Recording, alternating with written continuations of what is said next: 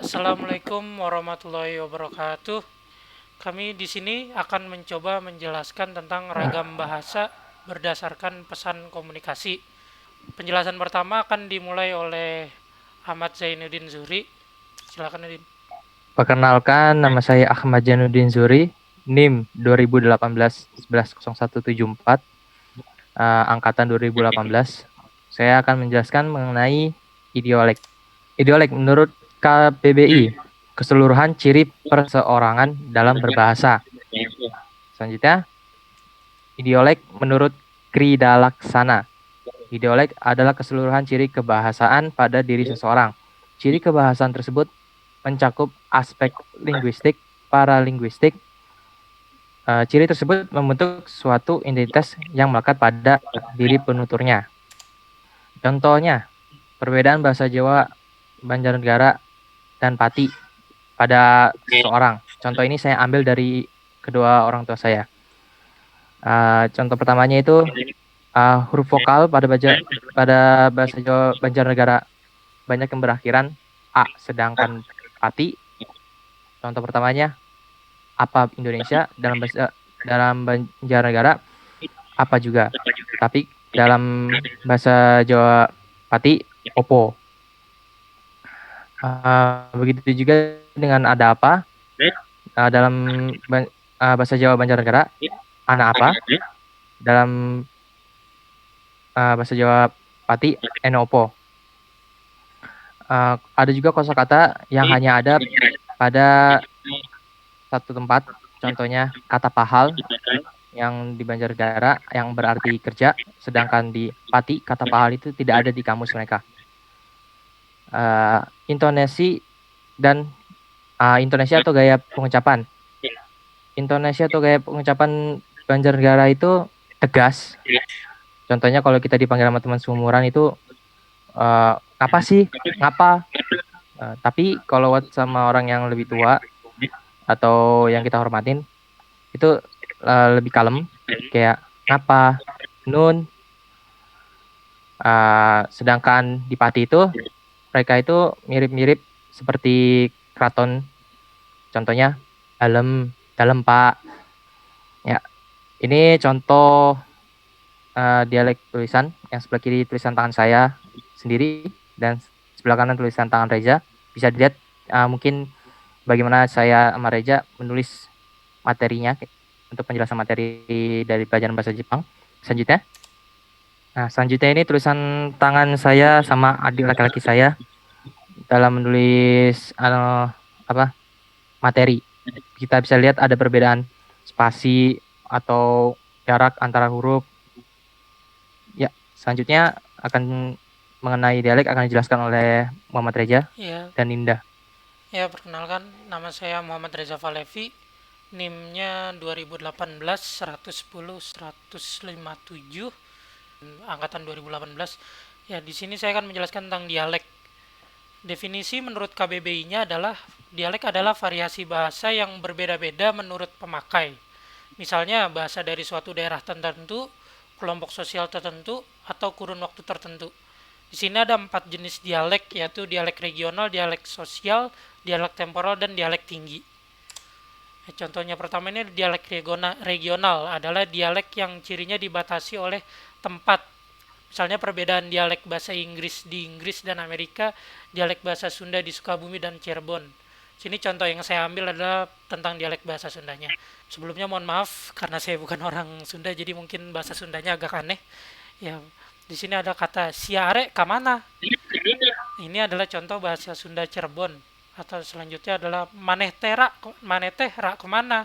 Ini contoh bahasa Sunda Sukabumi. Keduanya memiliki arti yang sama yaitu kamu mau kemana. Ya, selanjutnya akan dijelaskan oleh teman saya. Silakan. Saya akan melanjutkan Reza. Nama saya Ninda Naura Malia, angkatan 2018. NIM saya 2018 110 150.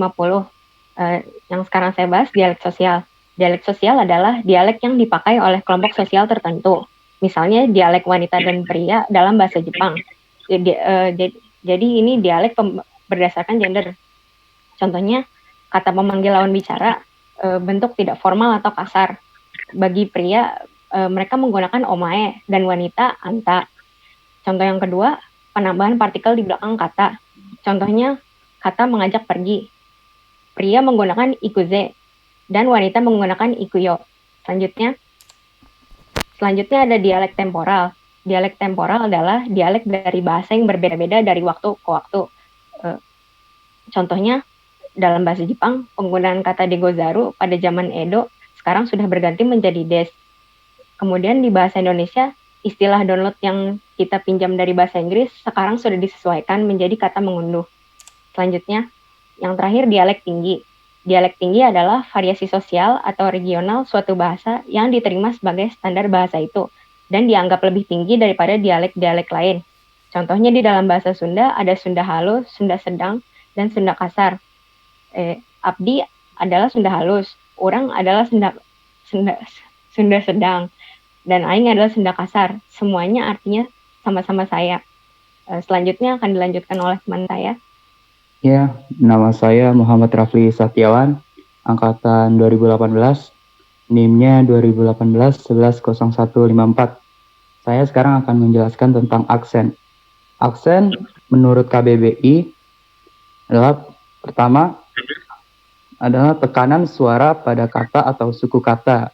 Seperti suku kata yang mengandung pepet di bahasa Indonesia tidak mendapat aksen. Yang kedua, pelafalan khas yang menjadi ciri seseorang. Seperti logat, aksen Jawanya sudah tidak terdengar lagi. Yang ketiga, tekanan. Seperti lukisan itu diberi aksen tertentu agar kelihatan hidup. Yang keempat, tanda diakritik. Seperti pada huruf E itu terdapat aksen, yaitu tanda tambahan pada huruf yang banyak mengubah nilai fonetis. Ya, selanjutnya akan dijelaskan oleh Iza. Ya, nama saya Izzat Rahman Adanian Zafran dengan NIM 2018-110170. Saya angkatan 2018 akan melanjutkan penjelasannya. Aksen atau logat adalah cara mengucapkan atau pelafalan kata yang khas yang dimiliki oleh masing-masing orang sesuai dengan asal daerah maupun suku bangsa. Aksen atau logat dapat mengidentifikasikan lokasi di mana pembicara berada, status sosial ekonomi, dan lain-lain. Tempat tinggal seseorang juga dapat berpengaruh pembentukan logat dan dapat juga menghilangkan logat sebelumnya. Dan hal ini membutuhkan proses. Berikut adalah contoh-contoh aksen. Yeah, no, Vlad, don't worry. The guys go to bed at 3 o'clock, okay? You meet them, you tell me after that you got the package we call. Don't... Ini adalah aksen orang Rusia ketika berbicara bahasa Inggris. Kemudian video selanjutnya adalah aksen orang Afrika yang tinggal di Amerika. And they're like, hey, y'all go out there, have fun, pick as much cotton as you want. And so my stupid ass went. You know, I went. My mama signed off on it and didn't think about it. Selanjutnya kita akan mencoba menjelaskan tentang perbedaan dari ketiganya. Penjelasan ini akan dijelaskan oleh Ahmad Zainuddin Zuri. Silakan, Din. Menurut saya itu ideolek itu ciri khas individu, entah dalam pengucapan atau penulisan. Kalau dialek itu variasi berbahasa dari orang itu. Terus untuk aksen, cara pengucapan seseorang yang khas sesuai dengan bahasa daerahnya atau bahasa ibunya itu menurut saya. Ya, sepertinya itu cukup jelas ya. Untuk yang lain ada yang mau ditambahkan? Kalau menurut saya, perbedaan dialek, aksen, dan logat hanya terdapat dalam seberapa jauh mereka mencakup. Seperti dialek hanya mencakup individu, dialek atau logat mencakup sebuah kelompok, sedangkan aksen mencakup seluruh negara, seperti aksen orang Indonesia. Ya, jelas. Ya. Begitulah penjelasan dari kelompok kami. Kurang lebihnya mohon maaf. Wassalamualaikum warahmatullahi wabarakatuh.